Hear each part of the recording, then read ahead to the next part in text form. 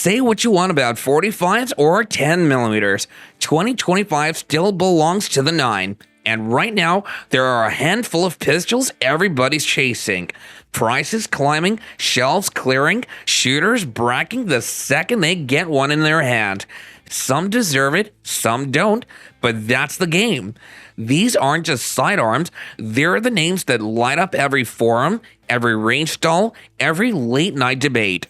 You hear them so much, it's like a broken record, but here's the catch. Behind the hype, there's a reason they're wanted. These are the pistols folks fight over. Some vanish the second they hit a counter, some spark arguments that end with safe slams shut and friendships frayed.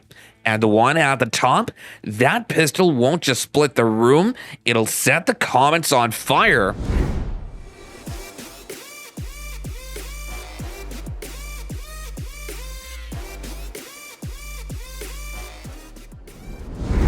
I knew the CCX was going to be something exceptional when Smith & Wesson stopped making it, but I didn't think it would feel like that. The CCX is a tribute to the style of 1911, but not in a tacky, antiquated sense. No, it's modern, classy, and surprisingly good for carrying things today. The trigger is light and fast, making it great for anyone who wants a gun that's always ready to go. It also handles recoil very well for a little rifle. I've carried a lot of little guns, but I have to say that the CCX makes you feel like you can handle anything.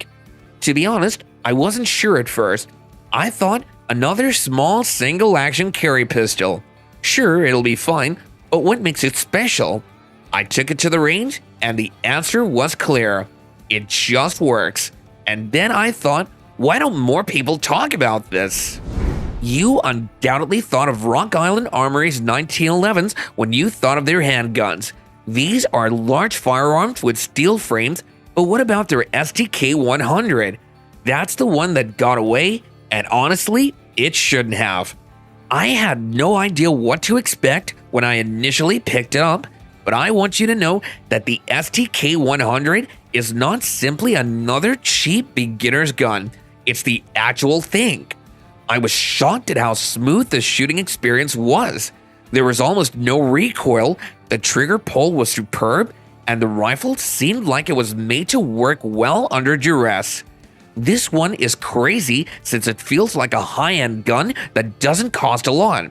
The STK 100 is a strong option if you don't want to spend a lot of money and just want something that'll get the job done. Its success at the range shows that occasionally the lesser-known models can do better than the more expensive ones. In 2025, the Beretta APX A1 Carry quietly became one of the best concealed carry guns out there. It's worth your time to check it out, even if you're not a Beretta fan. It has a 3.7-inch barrel and can hold 6+1 rounds, so it's small yet still works well. At 6 pounds, the trigger pull is precise, which is about right for a self-defense pistol.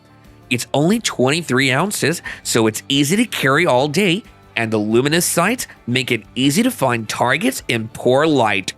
What makes the APX A1 Carry different, you ask? It feels like a tank, but is light. The grip is strong, yet not too harsh, giving you superb control even when things are stressful. It costs between $450 and $500, which is in line with popular pistols like the Springfield XDM Mod 2 or Glock 43X. However, the optics-ready slide and general feel offer it an edge in this price range. The APX A1 Carry is a great gun for anyone who needs one that's reliable, easy to carry, and doesn't skimp on performance, especially in confined settings. Okay, let's talk about the Canik Mete SFX Pro in 9mm. This gun has been making a lot of noise in 2025. So here's the deal. A lot of us know about Canik, right? They've been around for a while and made some good pistols, but they were never the it brand until recently. I finally got to hold the Mete SFX Pro, and I'll be sincere, it surprised me. We all know about those famous competition pistols that everyone talks about, but this one, It has all the right characteristics and doesn't cost a lot, most of the time at least. What I noticed first? The handle. Canik seems to know exactly what you need in a high-performance pistol, something that fits your hands perfectly and doesn't slip or feel weird. When you're doing rapid-fire drills, it's really important to have a good grip. It seemed like it was made just for me, but it wasn't. This was a working production pistol. The trigger comes next. This is a competition gun, so of course, the trigger has to be something spectacular. And guess what? It is. The flat trigger lets you reset quickly, and follow-up rounds are easy. If you ever had a gun that made it hard to get the next shot off, you'll love how the Mete SFX Pro moves with you. I see now that the pricing is a huge draw here. This rifle costs less than $2,000, but it has everything you need. You get top-notch performance without having to rob a bank because it has optics-ready features, adjustable sights, and a construction that feels high-end. In June 2024, Tom, a Nevada-based security guard, had a real test of his CZ-P07 during a late-night shift at a retail complex. When a break-in alarm went off, Tom rushed to confront a suspect attempting to break into a store. With the CZ-P07 securely in a Safariland holster, Tom was ready.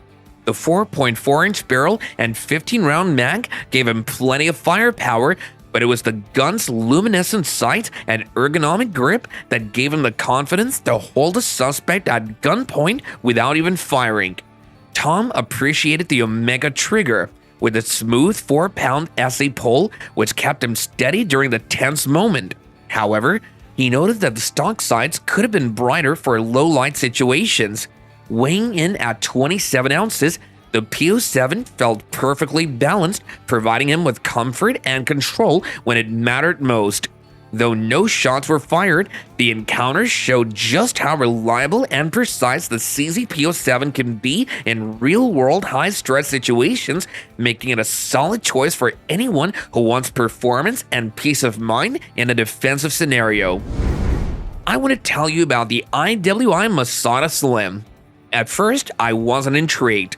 Come on, another budget-friendly plastic pistol with a striker? To me, they all felt the same.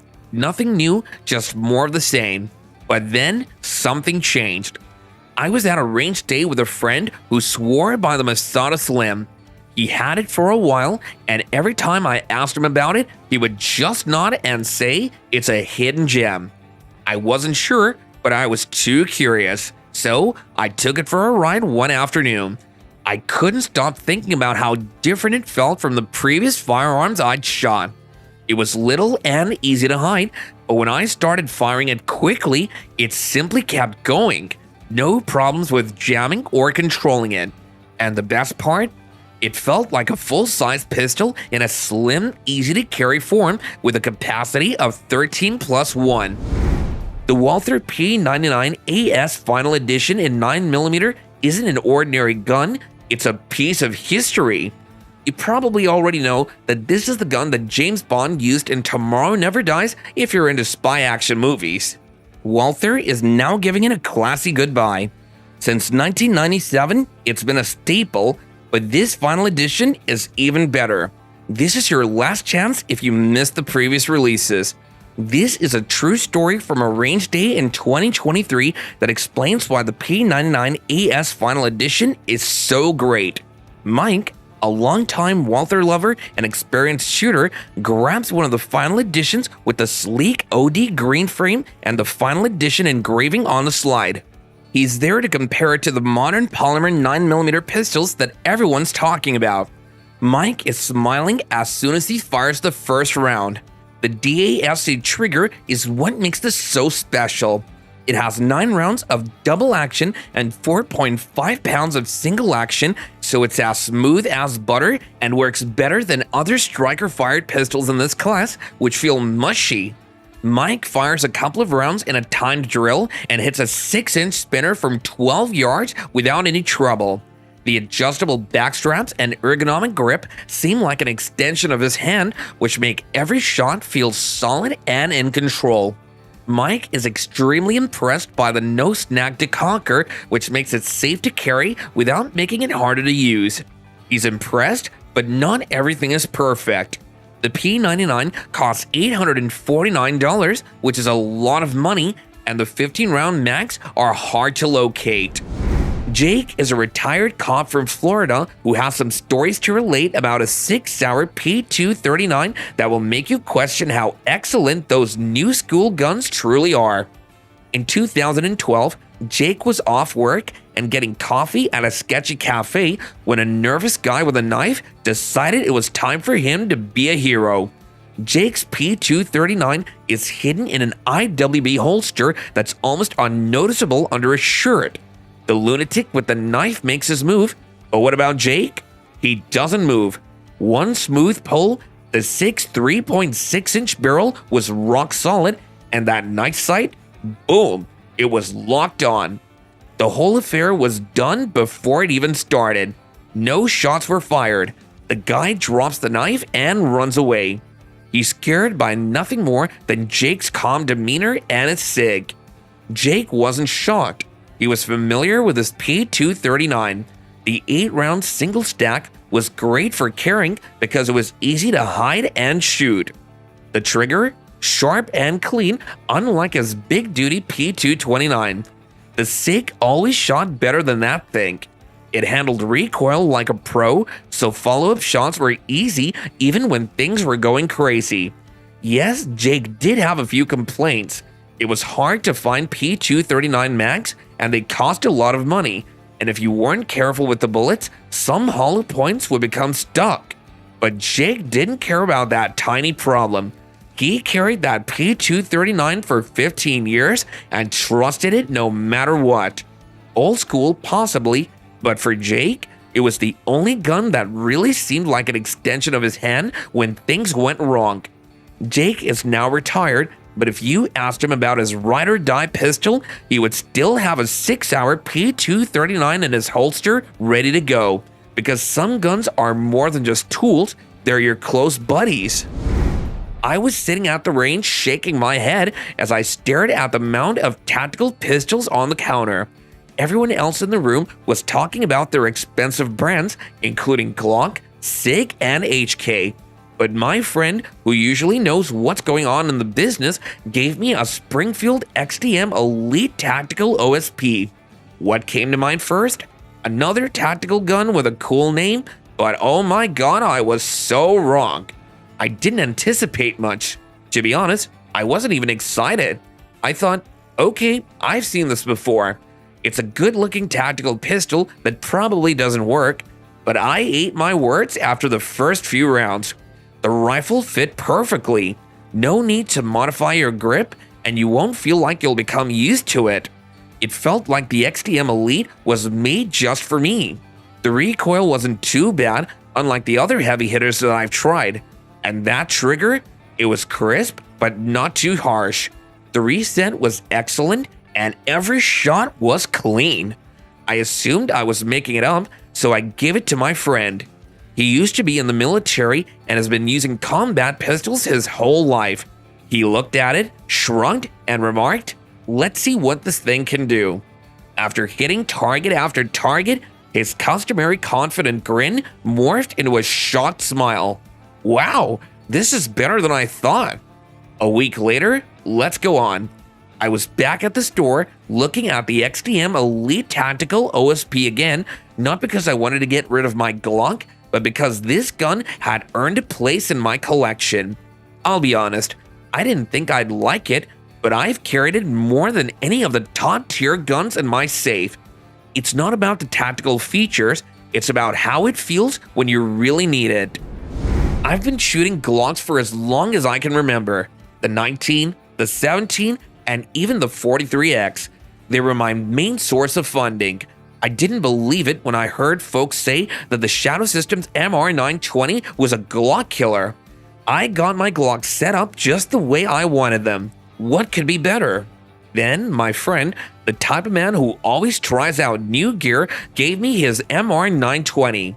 He didn't say anything, just smiled and said, "Give it a shot." I thought I'd do just that and see what all the fuss was really about. I thought it would feel like a copycat, but then I took that first shot and everything I knew about handguns, Glocks, and what felt correct changed right there and then. I felt it right away. It wasn't just about hitting the target, it was also about how the gun felt in my hand. The recoil wasn't just bearable, it seemed like it was guiding my hands. The trigger didn't simply break cleanly, it broke in a way that made my follow-up rounds feel easy. I was almost angry for a second. How did I not see this? How could I have spent all these years with my Glock when this is what I've been looking for? I went through more rounds faster and each shot hit where I intended it to. And then I realized that this wasn't just a better Glock. There was no question that it was a better rifle. The MR920 always made things harder for me when I thought I had them figured out. I have to admit that I rolled my eyes when I first heard about the Tisas 1911 Carry 9mm. Want a 1911 on a budget? In my mind, it was just another way to make money off the 1911 tradition without the same level of quality. We've all seen those cheap copies that don't quite get it right. When a friend of mine gave me the Tisas 1911 Carry at the range, I thought, here we go again. But I was changing my mind about cheap guns by the second shot. The trigger was sharp, the recoil was easy to manage, and the grip, it locked in just right. I didn't think firing a cheap 1911 would feel that amazing. You know that feeling when everything just works out? Yep, this is that gun. But the first time I took it for a carry test is what really altered my view. I didn't even think about it. I just put it beneath my sweatshirt like it belonged there. I've carried a lot of firearms, but this one, I didn't even remember it was there until I needed it. You know the gun you never look at twice? That was me using the CZ75D Compact PCR. When you think of big brands, a CZ isn't the first thing that comes to mind, but then I got my hands on it and wow, everything changed. I can still see the day in my head. A friend of mine who had been carrying the PCR for years gave it to me. He told me, just shoot it, trust me. I thought it was just another gun and laughed, but as I fired the first round, I realized something was wrong. It was easy. The kickback, not really noticeable. And the trigger, damn, it was sharp and clear like the pistol was reading my thinking. I turned to my friend and asked, how have you been able to keep this from me? And that's what makes the PCR so interesting. It doesn't scream for attention, but once you see it, you'll wonder why more people aren't talking about it. This tiny jewel shouldn't be this wonderful for its price. It works well, is accurate, and is easy to carry. It's everything you need in a carry rifle without the flashy ego. I've always had a love-hate relationship with Glocks. They're everywhere, but they're not always the first gun I think about. That was until I picked up the Glock 48 MOS. I'd heard of the type, sure, but I wasn't expecting much. Another Glock, right? Just like the others. I had the Glock 19, the 17, even the 43X, but this one, I didn't quite get the buzz. But then one evening, my perspective shifted. A buddy of mine, a cop, was telling me about a crazy encounter he had with his Glock 48 MOS. He was off duty, just grabbing gas, and out of nowhere, a guy pulled a knife on the store clerk. There was no one else around, and the situation was escalating fast. My buddy, though, didn't panic. He just pulled out his Glock 48 MOS, took 2 shots, and that was that. The guy dropped the knife, and the threat was neutralized. It wasn't flashy, it wasn't dramatic, it was just a clean, precise job. But here's what really hit me. This wasn't some perfect polished gun. It hadn't been cleaned in weeks, it had seen dirt, rain, and stress, yet it just kept firing without missing a beat. And that night, I realized why this gun deserves way more respect than it gets. Every pistol on this list gets hunted for a reason. Some because they run flawless, some because the hype machine won't quit, and some just because folks can't stand to be left out. But here's the truth, not every most wanted deserves to be wanted. Now I want to hear it from you. Which one of these you'd fight to keep, and which one's just smoke and mirrors? Don't hold back, the comments are where the real arguments start. This has been Steve at your service, and I don't duck a fight. Pride fades, hype dies, but the pistol that stays in your hand when it matters, that's the only one that counts.